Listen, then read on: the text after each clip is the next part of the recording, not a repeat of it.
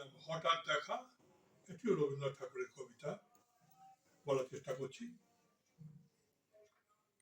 রেলগাড়ির কামরায় হঠাৎ দেখা, ভাবিনি সম্ভব হবে কোনোদিন।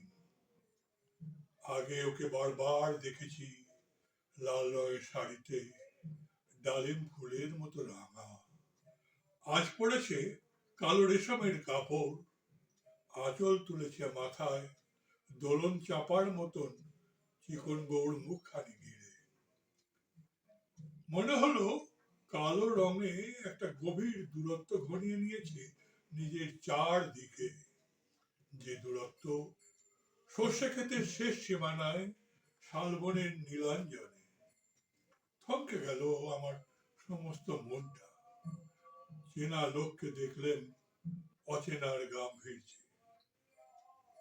হঠাৎ খবরের কাগজ ফেলে দিয়ে আমায় করলেন নমস্কার। সমাজবিধির পথ গেল খুলে। আলাপ করলাম শুরু, কেমন আছো, কেমন চলছে সংসার ইত্যাদি। সে রইলে জানলার বাইরের দিকে চেয়ে, যেন কাছের দিনের ছোঁয়াচ পাড়া হওয়া চাউনিতে। দিলে ছোটখাটো দু একটা জবাব, কোনোটা বা দিলেই না।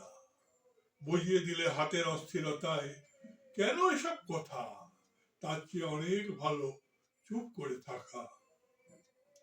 আমি ছিলাম অন্য বেঞ্চিতে, ওর সাথীদের সাথে। একসময় আঙুল নেড়ে জানালে কাছে আসতে। মনে হলো কম সাহস নয়। বসলাম ওর একই বেঞ্চিতে।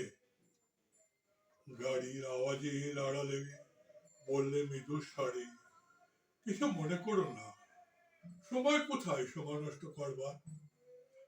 আমাকে নামতে হবে পরের স্টেশনে, দূরে যাবে তুমি, দেখা হবে না আর কোনো দিনই। তাই যে প্রশ্নের জবাব এতকাল থেমে আছে, শুনবো তোমার মুখে। সত্যি করে বলবে তো? আমি বললাম, বলবো। বাইরের আকাশের দিকে তাকিয়ে শুধালে, আমাদের গেছে যেদিন একেবারেই কি গেছে, কিছুই কি নেই বাকি? একটুকু রইলাম চুপ করে। তারপর বললেন, রাতের সব তারাই আছে দিনের আলোর গভীরে। খটকা লাগলো, কি জানি বানিয়ে বললাম না তো। ও বলে, থাক এখন যাও ওদিকে। সবাই নেমে গেল পরের স্টেশনে, আমি চললাম একা।